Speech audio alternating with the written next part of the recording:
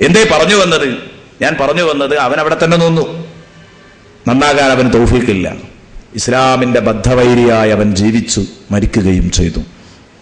ഇവിടെ നമ്മൾ ചിന്തിക്കേണ്ടത് ഇന്നഹു ലഖുർആനുൻ കരീം. കരീം മാന്യമായ ഗ്രന്ഥമാണ്. മാന്യതക്കു നിരക്കാത്ത ഒരു ഓർഡറോ ഒരു വിലക്കോ ഒരു കൽപ്പനയോ ഒരു വിലക്കോ വിശുദ്ധ ഖുർആനിൽ നിങ്ങൾക്ക് എവിടെയും കാണാൻ കഴിയില്ല. ഖുർആൻ കരീമാൻ, മാന്യമായ ഗ്രന്ഥമാണ്. ഇനി ഇതേക്കുറിച്ച് മഹാന്മാര് കൊടുത്തത് കസീറുൻ നഫ്ഈ, ഉപകാരം പെരുത്ത ഗ്രന്ഥമാണ്, വളരെ ഉപകാരപ്രദമായ ഗ്രന്ഥമാണ്. മനുഷ്യന്റെ ജീവിതത്തിലേക്കും നാളെ പരലോകത്തേക്കും ആവശ്യമായ എല്ലാ കാര്യത്തിലും ഉപകരിക്കുന്ന ഗ്രന്ഥമാണ്. ഫി സ്വലാഹിൽ മആശി വൽ മആദ്. അതുപോലെ തന്നെ സുസമ്മതമായ ഗ്രന്ഥമാണ്. കിതാബും മർളിയ്യ. കരീം എന്നതിന് അങ്ങനെ അർത്ഥം കൊടുത്തിട്ടുണ്ട്. സുസമ്മതമായ ഗ്രന്ഥം, സുസമ്മതമായ ഗ്രന്ഥമാണ്, ആരാലും സമ്മതിക്കപ്പെടുന്ന ഗ്രന്ഥമാണ് എന്ന് പറഞ്ഞാൽ മനസാക്ഷിക്കുത്തില്ലാതെ ചിന്തിക്കുകയാണെങ്കിൽ എല്ലാവരും അംഗീകരിക്കുന്നു. പിന്നെ ആരോ കടന്നു വരാതിരിക്കുന്നുണ്ടെങ്കിൽ അവർക്കെന്തോ ഭൗതിക ലാക്കുകളാണ് അതിന്റെ പിന്നിൽ. അതാണല്ലോ വലീദ് ഇബ്നുൽ മുഗീറയിൽ നമുക്ക് കാണാൻ കഴിഞ്ഞത്. ഇഷ്ടം പോലെ സംഭവങ്ങൾ. എന്റെ പ്രിയപ്പെട്ട സഹോദരന്മാരെ, നമുക്കിതിന് തെളിവായിട്ട് ഉദ്ധരിക്കാൻ കഴിയും. സുസമ്മതമായ ഗ്രന്ഥം എന്ന് പറഞ്ഞതിന് ഒരുപാട് സംഭവങ്ങൾ ഉദ്ധരിക്കാനുണ്ട്. പക്ഷേ ആ സംഗതികളെല്ലാം കൂടെ നമ്മൾ എടുത്തുദ്ധരിക്കുമ്പോഴേക്ക് നമ്മൾ വിചാരിച്ച ഭാഗത്തേക്ക് എത്തിക്കാൻ കഴിയോ എന്നുള്ള കാര്യത്തിൽ ബേജാറുമുണ്ട്. ഒരു ചെറിയ സംഭവം ഞാൻ പറയാം. എന്തിനെന്ന് ചോദിച്ചാൽ, ഈ കാലഘട്ടത്തിൽ ഞാൻ തുടങ്ങുന്നെന്ന് പറഞ്ഞിരുന്നു. ഒരു ചെറിയ ഉദാഹരണം പറഞ്ഞിരുന്നു. തേനീച്ചയിൽ കണ്ടെത്തിയ അത്ഭുതങ്ങൾ 7-ാം നൂറ്റാണ്ടിൽ ഖുർആൻ വിളിച്ചു പറഞ്ഞത് ഞാൻ പറഞ്ഞു. അതുപോലെ മറ്റൊരു അത്ഭുതം, തായ്ലൻഡുകാരനായ ശാസ്ത്രജ്ഞൻ തകറ്റാറ്റ് ജേസൻ എന്ന് പറയുന്ന ശാസ്ത്രജ്ഞനാണ് മനുഷ്യന്റെ വേദനാ സംവേദനികളിൽ തൊലികളിലാണെന്ന് കണ്ടെത്തിയത്. 300 കൊല്ലം മുമ്പാണ് കണ്ടെത്തുന്നത്. ഒരു 3 നൂറ്റാണ്ട് മുമ്പ്. 3 നൂറ്റാണ്ട് മുമ്പ് അദ്ദേഹം കണ്ടെത്തിയപ്പോ 7-ാം നൂറ്റാണ്ടിൽ ആ ഖുർആൻ പ്രഖ്യാപിക്കുന്നത് ഈ കാര്യം. എന്തേ? കാരണം അദ്ദേഹം പറഞ്ഞു മനുഷ്യന്റെ വേദനാ സംവേദനികൾ ഇരിക്കുന്നത് തൊലിയുമായി ബന്ധപ്പെട്ടാണ്. തൊലിയുമായി ബന്ധപ്പെട്ടാണ്. അപ്പൊ ഒരു മനുഷ്യന്റെ തൊലി പൂർണ്ണമായി ഉരിഞ്ഞു കഴിഞ്ഞാൽ പിന്നെ ആ മനുഷ്യന് വേദനിക്കൂല. പെട്ടെന്ന് ഉൾക്കൊള്ളാൻ പ്രയാസം ഉണ്ടാവട്ടോ.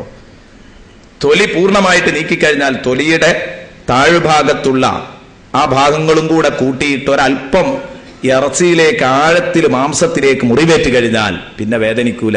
ശരിയാണ്, അതിന്ന് തെളിയിക്കപ്പെട്ടു. അന്ന് അദ്ദേഹം പറഞ്ഞപ്പോൾ അദ്ദേഹത്തെ കുറെ ആളുകൾ കൊച്ചാക്കിയിരുന്നു. പക്ഷെ ഇന്ന് തെളിയിക്കപ്പെട്ടു. കാരണം ഇന്ന് ശക്തമായി പൊള്ളലേറ്റ ഭാഗം, വേദനാ സംവേദനികൾ തൊലിയുമായി ബന്ധപ്പെട്ട മാംസത്തിന്റെ ഉപരിഭാഗത്ത് കിടക്കുന്ന വേദനാ സംവേദനികൾ നഷ്ടപ്പെട്ട ഒരാൾ, അയാളെ സംബന്ധിച്ചിടത്തോളം പൊള്ളല് താഴോട്ടേറ്റിട്ടുണ്ടെങ്കിൽ പിന്നെ എന്ത് കാട്ടിയാലും ഒരു വേദനയും ഉണ്ടാവില്ല. ഇതാണ് പൊള്ളലേറ്റെത്തുന്ന ആളെ ഡോക്ടർ ആദ്യമായി ചെയ്യുന്നത് മുട്ടുസൂചി കൊണ്ട് കുത്തി നോക്കുക. എത്ര കണ്ട് ഏറ്റിട്ടുണ്ട് എന്ന് പറഞ്ഞാൽ ഡോക്ടർക്ക് നല്ല സന്തോഷമാണ്. കാരണം വേദനാ സംവേദനികൾ നഷ്ടപ്പെട്ടിട്ടില്ല, രക്ഷിക്കാനാകും. നേരെ മറിച്ചോ ആഴത്തിൽ പൊള്ളിയിട്ടുണ്ടെങ്കിൽ ആ മനുഷ്യന് ഇനി ഒരു വേദനയും അറിയില്ല. ആ മനുഷ്യന് ഇനി ഒരു വേദനയും അറിയില്ല. ഇത് ഇദ്ദേഹം സമർത്ഥിച്ചിട്ട് അതുവരെ വിശ്വസിച്ചിരുന്നത് മജ്ജയിലാണ് വേദന എന്ന് വിശ്വസിച്ചിരുന്ന ലോകമായിരുന്നു. എന്നാൽ അവിടെ നിന്നൊക്കെ അങ്ങോട്ട് പോന്നു. വേദനാ സംവേദനികൾ തൊലികളിലാണ് എന്ന് ഇയാൾ തിരുത്തി പറഞ്ഞപ്പോ, ലോകം അത് തെളിയിക്കപ്പെട്ടു കഴിഞ്ഞപ്പോ ലോകത്തിന് അത് സന്തോഷമായി. ഇഞ്ചക്ഷൻ അടിക്കുമ്പോൾ തൊലിയിൽ നിന്ന് തന്നെ വേദന ആരംഭിക്കുന്നു. അയാൾ ഇഷ്ടംപോലെ തെളിവുകൾ അതിന് നിരത്തിയിട്ടുണ്ട്. അതൊക്കെ പറഞ്ഞപ്പോ വിശുദ്ധ ഖുർആനിലെ വാക്കു വായിക്കുമ്പോൾ എന്തൊരു സന്തോഷം. സൂറത്തു നിസാഇൽ 56-ാമത്തെ ആയത്ത്, ഇന്നല്ലദീന കഫറൂ ബിആയാതിനാ സൗഫ നുസ്ലീഹിം നാറാ.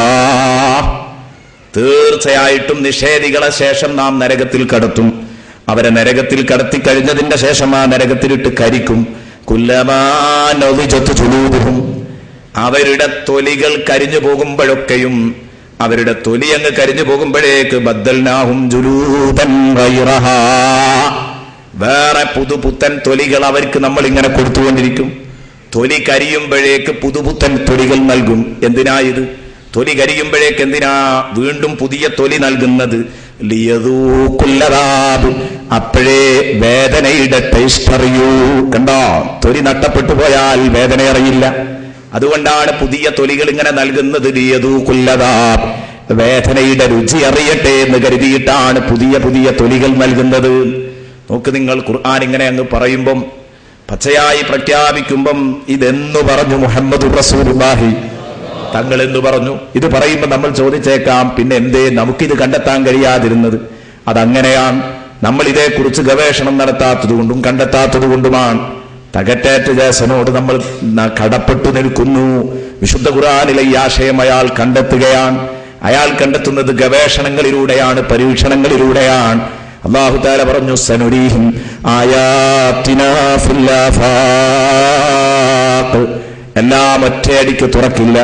എന്റെ മഹാത്ഭുതങ്ങൾ, പ്രാപഞ്ചിക അത്ഭുതങ്ങൾ പലതും ഞാൻ പിന്നീട് അങ്ങനെ ജനങ്ങൾക്ക് കാണിക്കുകയും അറിയിക്കുകയും ചെയ്യുമെന്നാണ് അല്ലാഹു പറയുന്നത്.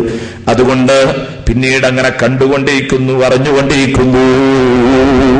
ഞാൻ പറഞ്ഞു വന്നത് ഒരു ചെറിയ ഉദാഹരണം ചിന്തിക്കാൻ വേണ്ടി പറഞ്ഞതാണ്. സൂറത്തു നിസായിലെ 56-ാമത്തെ ആയത്ത്. ഇങ്ങനെയുള്ള കാര്യങ്ങൾ ചിന്തിക്കുമ്പോൾ എത്ര കറക്റ്റ് ആയിട്ടാണ് ഖുർആൻ കാര്യങ്ങൾ പറയുന്നത്. ആഴക്കടലിലെ ഇരുട്ടിനെ കുറിച്ച് ഖുർആൻ പ്രതിപാദിച്ചിട്ടുണ്ട്. ആഴക്കടലിലെ ഇരുട്ടിനെ കുറിച്ച് പറഞ്ഞിട്ടുണ്ട്. യഥാർത്ഥത്തിൽ 972 സ്കാൻഡിനേവിയൻ നാവികർ ആഴക്കടലിന്റെ ഇരുട്ട് കണ്ടെത്തുന്നത്. അവര് കണ്ടെത്തുന്നത് അപ്പോഴാ. എന്നാലോ ഖുർആൻ അതെന്ത് പറഞ്ഞു? 7-ാം നൂറ്റാണ്ടിൽ പറഞ്ഞു. അതുകൊണ്ട് ഇവർ കണ്ടെത്തിയത് ഖുർആനിൽ തെളിയിക്കപ്പെട്ട സത്യങ്ങൾ ഖുർആനിൽ ഉണ്ടെന്ന് പറയുമ്പോൾ നമുക്ക് ഈമാൻ വർദ്ധിക്കും. അതിനുവേണ്ടി മാത്രം പറഞ്ഞതാണ്. അതേസമയം തെളിയിക്കപ്പെടാത്ത നിഗമനങ്ങളോ അത് പറഞ്ഞാൽ ഒരുപക്ഷെ തിരുത്തപ്പെടാനുള്ളതായിരിക്കും. തിരുത്തപ്പെട്ട് കഴിയുമ്പോ ഖുർആനും തിരുത്തപ്പെടേണ്ട ഒരു ഗതികേട് വരും. ഇല്ല, നമുക്ക് മനസ്സിലായില്ലെന്ന് പറഞ്ഞാൽ മതി. എന്നാലും ഇത്തരം തെളിയിക്കപ്പെട്ട യാഥാർത്ഥ്യങ്ങൾ, ആഴക്കടലിലെ ഇരുട്ട് അതൊരു പച്ചയായ യാഥാർത്ഥ്യമാണ്. കടലിന് 2 തലങ്ങളുണ്ട്. ഉപരിതലമുണ്ട്, അഗാധതലമുണ്ട്. അഗാധതലത്തിൽ കൂരിരുട്ടാണ്, കണ്ണു കാണാത്ത ഇരുട്ടാണ്. ഇത് 907